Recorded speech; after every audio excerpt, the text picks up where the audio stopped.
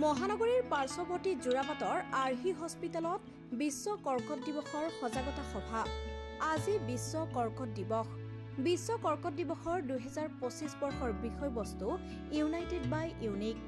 মহানগৰীৰ সমীপৱৰ্তী যোৰাবাটস্থিত কৰ্কট ৰোগ চিকিৎসাৰ অন্যতম প্ৰতিষ্ঠান আৰ্হি হস্পিটেলত অনুষ্ঠিত কৰা হয় আজি বিশ্ব কৰ্কট দিৱসৰ এক সজাগতা সভা। জনসাধাৰণক সজাগ কৰাৰ উদ্দেশ্যৰে পুৱাৰ ভাগত উলিওৱা হয় এক ৰেলী। তাৰ পাছতে চিকিৎসালয়খনৰ চৌহদত অনুষ্ঠিত হয় এখনি সভা, য'ত কেন্সাৰ ৰোগীসকলৰ সৈতে মত বিনিময় কৰে চিকিৎসকসকলে। অনুষ্ঠানটিত উপস্থিত থাকে ৰদালি স্বেচ্ছাসেৱী সংস্থাৰ বিষয়ববীয়া ডক্টৰ অৰুণিমা গোস্বামী, আৰ্হি হস্পিটেলৰ ডক্টৰ মহামায়া প্ৰসাদ সিং আৰু ডক্টৰ যদুনাথ বুঢ়াগোহাঁইকে প্ৰমুখ্য কৰি কেইবাগৰাকীও জ্যেষ্ঠ চিকিৎসক আৰু স্থানীয় ৰাইজ। 4 ফেব্ৰুৱাৰী বিশ্ব কৰ্কট দিৱস। সমগ্ৰ বিশ্বতে এই দিনটো পালন কৰা হয় আৰু এই দিনটো পালন কৰাৰ তাৎপৰ্য হৈছে কৰ্কট ৰোগ সম্পৰ্কে মানুহবিলাকক অৱগত কৰা। কাৰণ এটা কথা দেখা গৈছে যে কৰ্কট ৰোগ বিশেষকৈ যদি দেৰিকৈ ধৰা পৰে তেতিয়াহ'লে তাৰ যিটো উত্তৰটো বহুত বেয়া হয়, মানুহজন সাধাৰণতে নাবাচে।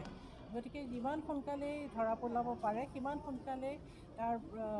ফলবিলাক ভাল হয়, চিকিৎসা দিব পাৰে ভালদৰে, চিকিৎসা ভালদৰে প্ৰদান কৰিব পাৰে আৰু তাৰ যিটো আউটকামটো ভাল হৈ উঠে।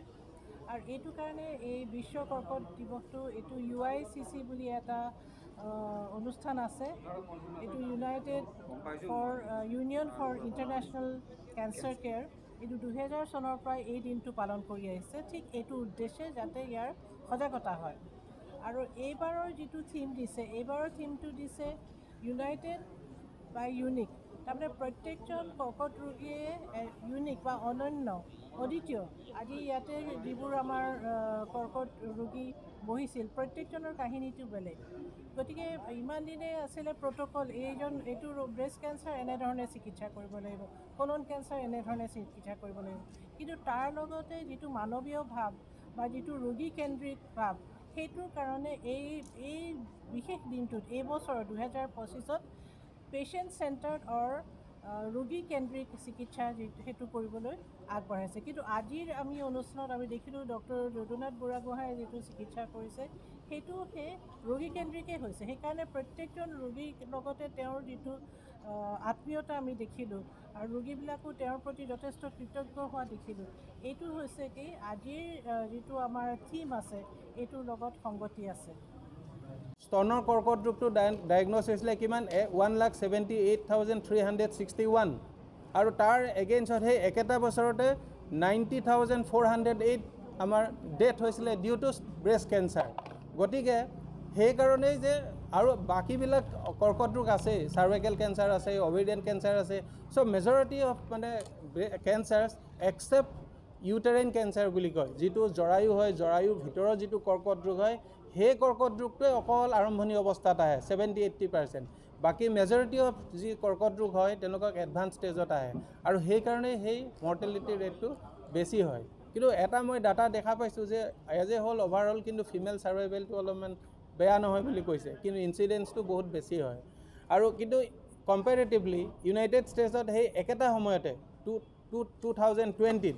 তাত 2,53,000 এই স্তনৰ কৰ্কট ৰোগ ডায়েগন'চিছ হৈছিলে, 2,53,000। কিন্তু সেই একেটা বছৰতে মৰ্টেলিটি কিমান হৈছিলে অনলি 42,000। ছজন যদি স্তনৰ কৰ্কট ৰোগ ডায়েগন'চিছ হৈছে সেই বছৰতে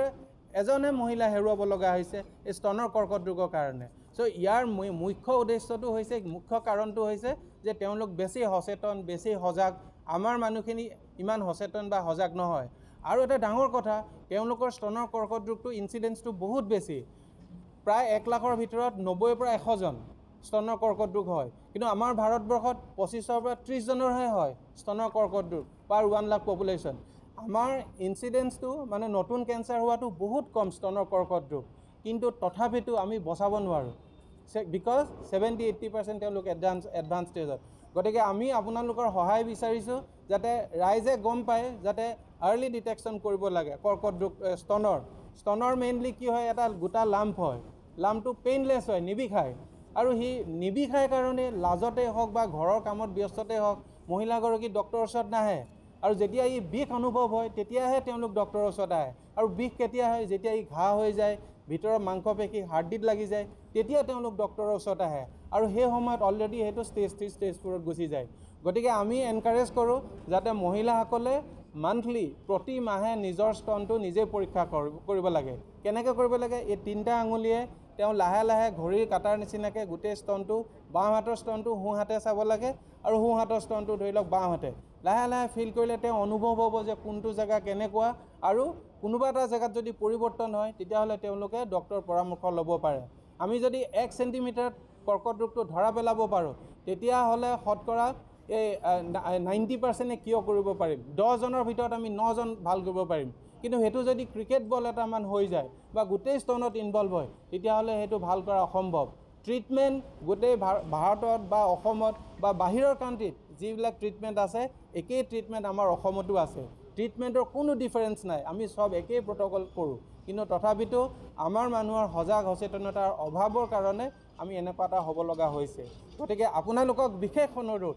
আমি বিভিন্ন সময়ত এৱাৰনেছ প্ৰগ্ৰেম কৰি থাকোঁ গতিকে আপোনালোকে আমাক সহায় কৰক আৰু এই যিখিনি আমি ইনফৰমেশ্যন আমি প্ৰচাৰ কৰিব বিচাৰোঁ মানুহৰ মাজত যাব লাগে তেতিয়া আমি কৰ্কট ৰোগটো সোনকালে ধৰা পেলাব পাৰোঁ আৰু দুটামান কথা মই 7টা আৰ্লি চিমটমছ হয় যিকেইটা হ'লে আমি কৰ্কট ৰোগটো সোনকালে আমি ধৰা পেলাব পাৰোঁ শৰীৰৰ যিকোনো অংশত যদি টেমুনা ৰিচেণ্ট অনচেট টেমুনা আছে 5-6 মাহত যদি আছে ডাঙৰ হৈছে তেতিয়াহ'লে সেইটো কৰ্কট ৰোগৰ লক্ষণ হ'ব পাৰে ডিঙিত আমাৰ ফুলা থাকে নহয় সেই ফুলা বহুত গৰল ৰোগ হয় বহুতৰ বছৰ থাকে সেইবিলাক নহয় কিন্তু হঠাৎ যদি সেইটো সাইজটো ডাঙৰ হৈ গৈছে তেতিয়াহ'লে সেইটো কৰ্কট ৰোগ হ'ব পাৰে আমি খোৱা বোৱাত অসুবিধা হ'লে হ'ব পাৰে খাদ্য প্ৰথমতে গোটা বস্তুত হ'ব তাৰপিছত জুলীয়া বস্তু গিলোতে অসুবিধা হয় সেই তেতিয়া হয়তো খাদ্যনলীত কৰ্কট ৰোগ হ'ব পাৰে বা আমাৰ মাত ভাঙি আছে নৰ্মেলি আমাৰ পানী লাগিলে কি হয় 2-3 দিনত এইটো ভাল হৈ যায় বা 2-3 সপ্তাহত কিন্তু সেইটো যদি বোলে কেইবা মাহো যদি মাতটো ভাঙি আছে তেতিয়াহ'লে সেইটো কৰ্কট ৰোগৰ লক্ষণ হ'ব পাৰে আমাৰ যিটো বাৱেল হেবিট বুলি কয় পায়খানা কিছুমানৰ 2 দিনত এবাৰ হয় কিছুমানৰ ডেইলি এবাৰ হয় কিছুমানৰ দিনতে দুবাৰ হয় এইটো ৰেগুলাৰ বছৰ চলি আছে কিন্তু ৰিসেন্টলি যদি আমাৰ পায়খানাটো অল্টাৰ হৈ গৈছে বোলে 6 দিনৰ মূৰত মোৰ পায়খানা হৈছে বা ডেইলি 5-6 বাৰ হৈছে তেতিয়াহ'লে সেইটো কৰ্কট ৰোগৰ লক্ষণ হ'ব পাৰে আনইউজুৱেল ব্লাড লছ কেতিয়াবা আমাৰ পায়খানাৰ লগত ব্লাড লছ হ'ব পাৰে বা পেছাবৰ লগত ব্লাড আহিব পাৰে পাইলছ বুলি মানুহে বহুত দিন ঘূৰি ফুৰে ডক্টৰৰ ওচৰত নাহে কিন্তু সেইটো কেতিয়াবা কৰ্কট ৰোগৰ এইটো এনাছৰ